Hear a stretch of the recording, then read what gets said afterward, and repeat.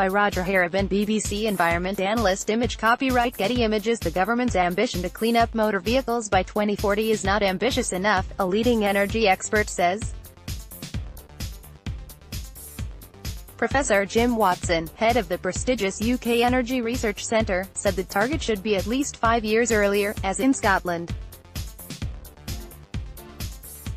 The government is currently considering obliging new cars to run on electricity for at least 50 miles by 2040. The government said it would not discuss the issue before it had published its policy, which is due soon. But ministers are facing competing pressures on the issue. Some UK car firms are telling ministers their proposed targets are unachievable, while others say the targets can easily be reached.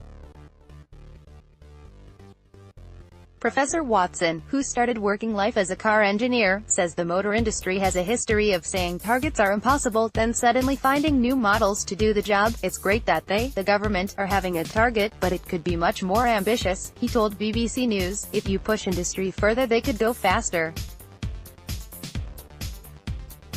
Sometimes the car industry has done itself a great disservice by lobbying against environmental standards and then finding itself in trouble when the oil price goes up and people want cleaner, more efficient cars. They should embrace it, a strong target, and ask government to regulate them harder. Extinction. Professor Watson was referring to the long campaign by U.S. carmakers against tighter efficiency standards, a battle that ended when the manufacturers faced bankruptcy because in part their models were inefficient. In effect, the U.S. car firms were so successful with lobbying that they nearly lobbied themselves into extinction.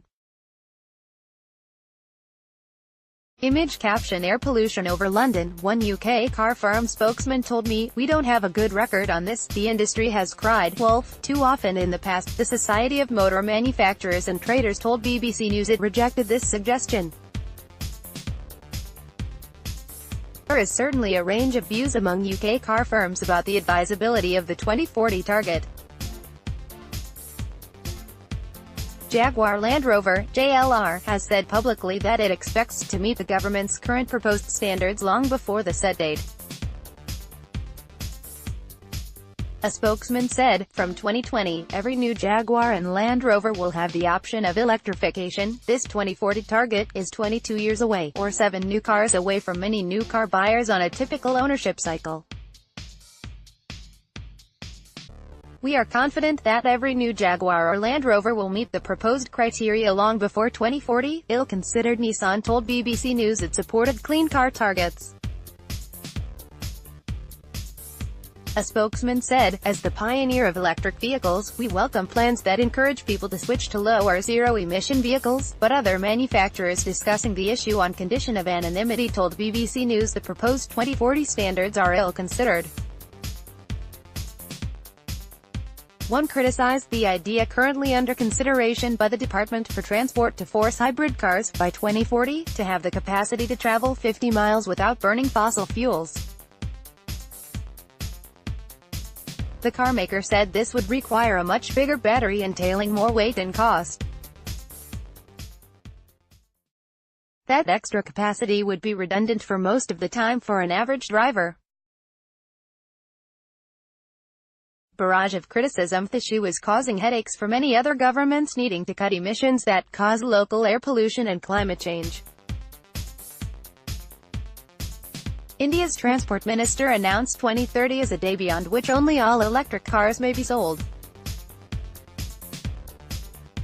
But after a barrage of criticism from car firms, he rescinded the order, and India's policy is not yet clear. Tata Motors in Delhi did not want to comment on whether it could cope with a 2030 all-electric policy. What is certain is that in Europe and Asia, carmakers are being expected to move inexorably towards lower zero-emissions vehicles. Charging infrastructure. Carmakers admit they face uncertainty over the future. After decades of homogenization of world markets, they may find themselves manufacturing electric cars to access the Chinese economy on the one hand, and petrol SUVs for Texas on the other. car makers think China will probably become a world leader in car standards, especially in cities. The UK car firms are in concert on one issue: the need for the government to radically improve the supply of charging infrastructure, and to increase incentives to buy low-emissions cars.